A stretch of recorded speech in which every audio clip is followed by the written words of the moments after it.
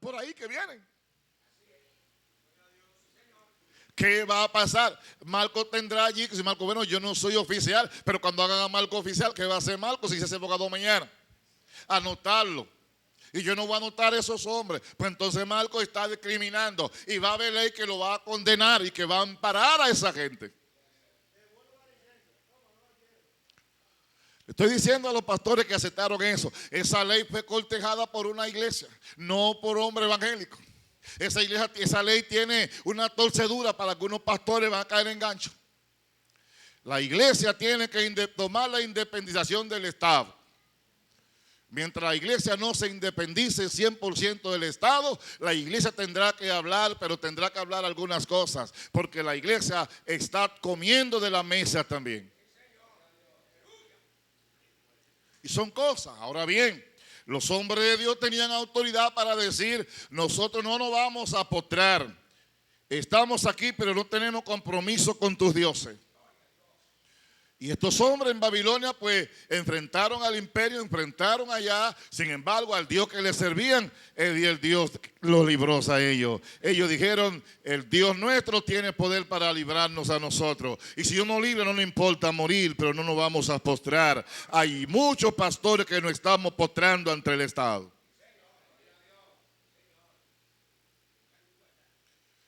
Son embates que vamos a tener en las iglesias. Las iglesias, amados hermanos, tiene la iglesia que abrir los ojos. Entonces esta situación son de los embates que tenemos.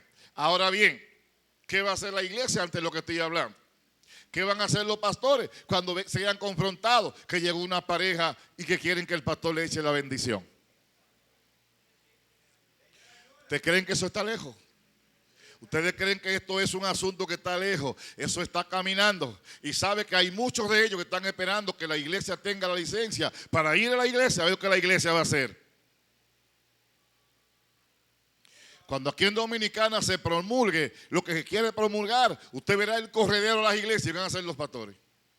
Cuando oigan nosotros que vinimos, dos mujeres vinieron a casarse, usted entiende que son mujeres, pero vienen dos hombres también, ¿qué usted va a hacer? Esos son embates. Entonces ustedes dijeron que hay que dar una respuesta a esas cosas. ¿Qué respuesta le va a dar la iglesia? Oiga bien, los profetas, los apóstoles, nosotros encontramos que ellos no tenían compromiso con el Estado. Por eso los profetas, cuando tenían que dar la respuesta de parte de Dios, ellos la daban. A Jeremías lo agarraron, le cayeron a pecosones, lo metieron en el lodo, en una cisterna, lo llevaron cautivo, lo tenían en la cárcel del patio de la iglesia, de la sinagoga, del templo, y él ahí como quiera profetizaba. Porque él tenía compromiso con Dios. Entonces él tenía la respuesta. Cuando iban donde él dice, bueno, ustedes quieren oír palabras, yo tengo una palabra, pero la palabra que tengo va en contra de las acciones de ustedes. Porque él tenía compromiso con el Señor. Ahora, cuando los compromisos con el Señor se pierden y usted se hace socio del hombre, automáticamente la presencia de no está con usted. Se va la presencia, solamente hay una apariencia, pero no es el tiempo de una apariencia, es el tiempo de una verdad. Y la verdad es la respuesta que tiene que dar la iglesia a los embates sociales, antivalores que van a surgir y que están surgiendo para este tiempo. Lamentablemente, amados hermanos, el hombre ha perdido la vergüenza. Hablaba con uno de los muchachos de la congregación y él me dice que una cantidad de niñas vienen subiendo ahora lesbianas. Yo no sé, amados hermanos, lo que está pasando. Es una cantidad de niñas, de niños. Antes eso era como un cometa que aparecía. El ver un homosexual o una lesbiana era como un cometa. Yo conocí las mujeres lesbianas después que era hombre. Porque nunca la habías visto, no sabía. Ahora no, ahora ya hay niñas lesbianas. Me decía una profesora en un panel que teníamos los otros días, y ella decía que sorprendía la cantidad de niñas en la escuela que eran lesbianas y que vienen subiendo con ese lebrecamiento. Yo digo, ¿qué es lo que está pasando? Hay una respuesta. Hay que darle una respuesta, hay que darle contexto a esta situación. yo hablaba con un pastor y decía, bueno, en Macorís hay más. Me dice él, no, David, ya el Seibo se nos fue adelante a nosotros, se le fue adelante a San Pedro. Yo, ¿cómo? Me dice, allí que hay en el Seibo. Ya, pues yo pensaba que era aquí. Ya hay sindicato de eso. ¿Cuántas cosas hay? Usted no sabe, usted está como lejos. Entonces, eso necesita un embate. Hay que dar una respuesta a esos embates. Año pasado en la capital hubo un desfile de qué sé yo cuántos miles. Se está provocando a Dios, amados hermanos. Se está provocando a Dios. Entonces nosotros tenemos que seguir y tenemos que buscar la respuesta, amados hermanos. Debe de haber un cambio de comportamiento en nuestra congregación, puesto de que el hombre cada día se va comportando como un animal, como un ser sin reaccionar, aumentando en lo que es la corrupción y en una conducta pues pecaminosa. Así está creciendo. Por eso hay que hablar de esto que le acabo de mencionar. Pasando a otro tema y resumiendo, quisiera también mencionar ahora la respuesta de la Biblia. Y quiero dar una propuesta a lo que ustedes han señalado para el tema de hoy. Y esta propuesta le encontramos en el libro de Isaías, capítulo 61. Sin embargo, amados hermanos, cabe señalar ante todo esto de dar la propuesta de que la iglesia debe de ser transicionada en una iglesia poderosa, así como de manera galopante ha ido avanzando el pecado, las impurezas y todos estos maleficios que le acabo de mencionar. Debe entonces la iglesia de ser transicionada. Cuando digo de una iglesia transicionada, estoy hablando de una iglesia de cambio. Si nosotros hacemos un análisis a la iglesia de los años 70, entiendo que no era una iglesia fuerte económica, pero era una iglesia fuerte en poder, fuerte en el espíritu, era una iglesia virtuosa, era una iglesia que traía liberación. Hoy la iglesia ha sido transicionada. La iglesia está llena de profesionales, la iglesia tiene mejor finanza, la iglesia está cómoda. Sin embargo, la iglesia no tiene la respuesta a los embates de hoy, porque tenemos una iglesia endeble, no tenemos una iglesia poderosa. Observe que dentro de la congregación también hay embate. Hoy existe también, discúlpeme si alguien es de la corriente que quiero mencionar, y es que hay una corriente apostólica, que entiendo que existe el apostolado, pero hay una corriente apostólica que hay que pagar, qué sé yo, cuántos miles de dólares, y cuando usted paga ciertos dólares, entonces usted es un apóstol. Eso está dentro de las iglesias. Ahora el problema es mayor porque está dentro. Entonces una iglesia con estos conflictos no tendrá respuesta al mundo.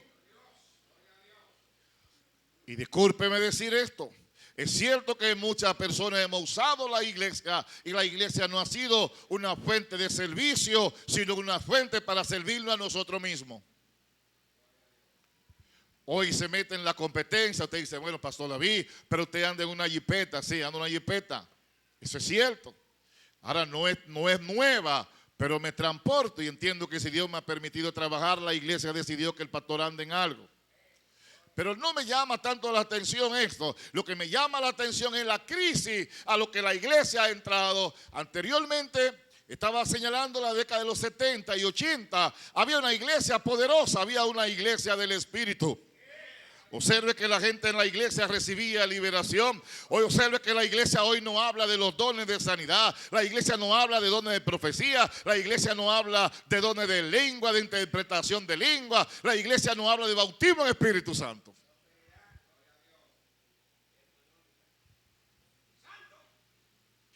Sin embargo, cuando Jesús orientó a los discípulos, le dijo, yo le enviaré a vosotros la promesa, yo enviaré el Espíritu Santo. Él convencerá al mundo de pecado, de justicia y de juicio. Él estará con ustedes, Él estará en ustedes. Ahora hay una respuesta que hay primeramente a la iglesia. Hay que dar una respuesta al mundo sobre lo que está pasando en el mundo, pero también a la iglesia hay que dar una respuesta en los embates internos que tiene la iglesia, porque la iglesia interna tiene también los embates que está pasando. Parece ser a la iglesia de Sardis. La iglesia de Sardis tenía la apariencia de que estaba viva, sin embargo no era una iglesia viva, era una iglesia que estaba muerta. Entonces no tenemos una iglesia viva, hay que decir la verdad. Tenemos una iglesia que crece de manera numérica, de manera en estatus intelectual y social. Todas esas cosas buenas, pero hay una iglesia que está careciendo del arraigamiento espiritual. Es una iglesia que está creciendo pero sin Espíritu Santo. Es una iglesia que está creciendo sin poder. Entonces la respuesta para los embates de hoy debe de empezar primeramente en la iglesia. La iglesia debe examinar la doctrina, la iglesia debe examinar las enseñanzas, la iglesia debe examinar el fundamento. Porque ya la iglesia, el cuerpo de Cristo, es una iglesia nominal, es una iglesia de nombre, pero es una iglesia que está careciendo de esencia. No puede ser una iglesia pentecostal sin esencia, sin Espíritu Santo. Entonces pues hay que darle respuesta a la iglesia. ¿Qué es lo que está embatiendo la sociedad? Lo estuvimos hablando. Ahora estamos hablando de los embates a la iglesia. La finanza, la prosperidad, el negocio, el mercado. Entonces debe de haber una resurrección espiritual en lenguaje figurado en cuanto a lo que es la iglesia en su contexto. La iglesia de Jesucristo debe identificarse con las señales que Cristo dijo que la iglesia iba a ser. Una iglesia carente de las señales, entonces una iglesia de nombre, es una iglesia nominal. Ha perdido la esencia, ha perdido la ruta. Entonces hay que darle respuesta a los miembros, a la feligresía, a los discípulos de los embates que están en la iglesia.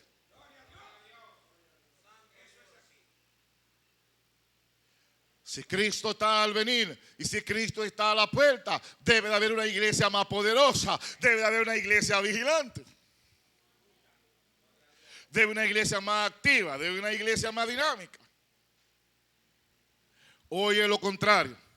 Hoy la cosa está difuso. Hoy el crecimiento del pecado ha sobreabundado la gracia, ha sobreabundado también las anomalías en las iglesias. Ya no hay pecado en la iglesia. Pecado en la iglesia solamente es matar. Las demás son cosas triviales. Sin embargo, yo creo, amados hermanos, que debemos de aprender o desaprender lo que hemos aprendido y empezar a aprender nuevamente sobre los principios del reino de Dios. ¿Por qué razón? Porque la iglesia sigue creciendo. Ahora mismo cualquiera es bendición. Te dicen bendición los santos, te dicen bendición los que no son santos. Ya ahora lo importante es pertenecer a una religión. No importa ser cristiano o evangélico, lo importante es pertenecer a una denominada institución religiosa. No importa lo que prediquen. Toda la religión, me dijo uno, en estos días estaba en un cementerio y dijo una señora que murió alguien, toda la religión van a Dios, todos buscamos a Dios. Yo me quedé callado. Sí. Pensaban que yo iba a decir algo, yo no puedo decir nada, no tengo testimonio. Yo fui solamente como acompañante de los dolientes y como nadie decía nada, dijo una cristiana, dijo, ella buscaba de Dios aunque sea en otra iglesia. Bueno, ok, yo sé que sí, respeto a eso. Lo que les quiero decir es los embates de la iglesia. La iglesia también necesita, oye bien, dentro en los internos debe tener una respuesta a los embates de ella. ¿Cuál es la filosofía de la iglesia? Hay que decir la verdad. Hemos dejado los asuntos, los principios. Porque es cierto que los mensajes de la santificación, los mensajes de la ruptura con el pecado no alegran a la gente. Sin embargo, estas cosas, amados hermanos, hay que señalarlas. La iglesia no puede ser una iglesia endeble. La iglesia tiene que sentir, la comunidad tiene que sentir que hay una iglesia. La iglesia tiene que entender que no es favorable al populacho. La iglesia tiene que entender que es un ente de crítica. La sociedad va a criticar a la iglesia. La iglesia tiene que estar consciente que nos van a decir locos, pero queremos estar también con la sociedad. Queremos estar bien con Dios y con las tinieblas. Entonces la iglesia tiene que darse a sentir tienen que saber la fuerza del infierno, que hay una iglesia allí cerca de la iglesia, de la escuela. Tienen que saber la fuerza del infierno, que aquí hay un santuario donde se honra a Dios, y que tiene que entender la fuerza del infierno, que en esa puerta por ahí entran los santos y que los demonios tienen que estar a distancia, que tienen que medir distancia y que tienen que tener límites, porque aquí hay hombres y mujeres llenos. Bueno, ustedes saben que en los años 70, cuando yo era niño, había una moda que llegó llamado el poliéster. Parece al hermano Santana con su camisa de poliéster, hermano Marte, ¿verdad? Yo también, muchachito, me mandé a Nueva York un pantalón de poliéster.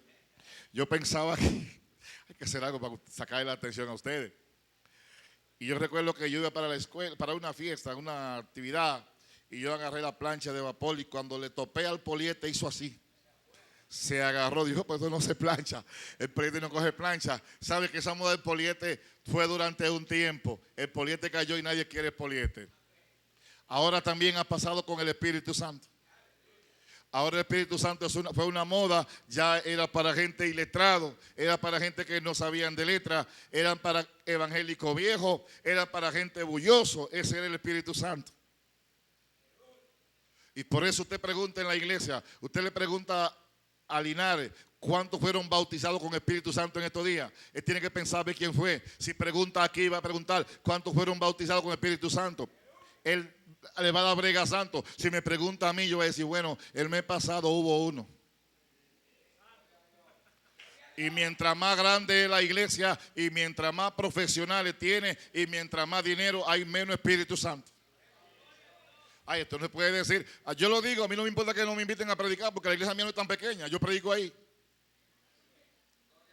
Sí, porque hay personas que predican en la iglesia grande. La mía no es tan grande, pero tiene más de 300. Entonces, si no me invitan a las iglesias para hablar de esto, pues yo predico en la mía. Y predico en las chiquitas que creen en el Espíritu Santo todavía. ¿Cuántos creen en eso? Ahora bien, ¿qué respuesta? ¿Qué respuesta? Hay que decir la verdad.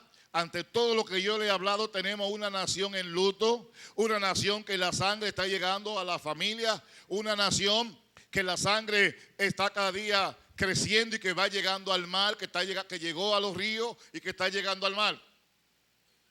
Entonces debo tener una respuesta a todos esos embates.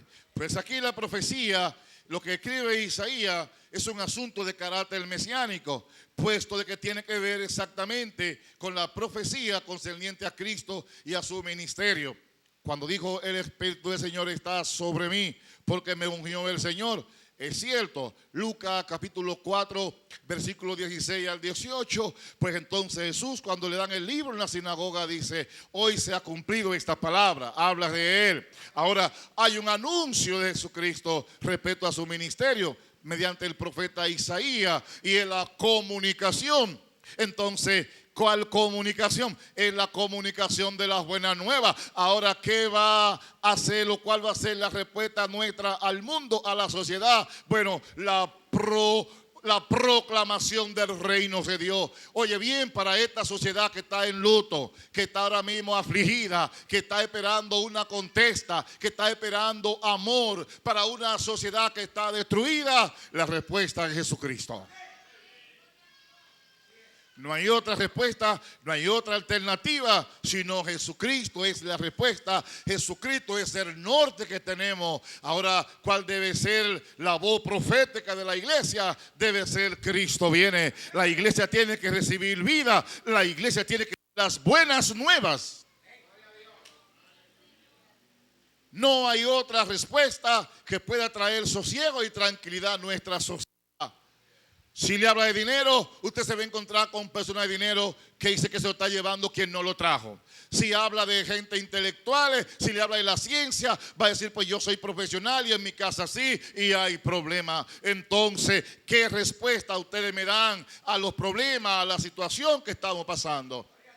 Pues aquí nosotros encontramos La respuesta está en la Biblia, la respuesta está aquí y la respuesta es el mensaje de Dios. No hay otra palabra, no hay otro mensaje que llene la expectativa y que pueda cubrir las necesidades y las ansiedades del hombre, sino solo Jesucristo. Aquel que dijo esta palabra, soy el alfa y soy la omega. Entonces la iglesia tiene la respuesta. ¿Qué respuesta vamos a dar? Cristo. Me ungió el Espíritu de Dios y me ha enviado a proclamar, a decirle al mundo, he aquí Cristo es el Verbo, Cristo es el Cordero de Dios, a decirle al mundo, Cristo es nuestro Salvador, a decirle al mundo, Cristo viene. Se pegó. Dio notoriedad Yo comento internacional. Si vamos y hablamos a la gente de fama, la fama no es la respuesta. La gente de fama, usted lo oye cuando le entrevistan, dicen, bueno, nosotros somos a veces payasos, lo hacemos a ustedes reír y después nosotros vamos a llorar porque estamos vacíos. Sabe que la ciencia, la fama, el poder, el dinero, ninguna de estas cosas son alternativas para el hombre de hoy. Ninguna de estas cosas son alternativas para la necesidad imperante del alma del hombre. La respuesta a la necesidad imperante del hombre solamente la tiene Jesucristo. Jesucristo, que es el Señor, Rey de Reyes y Señor de Señores, es la respuesta para una nación y para un mundo en crisis. Póngase de pie y démosle gracias a Dios.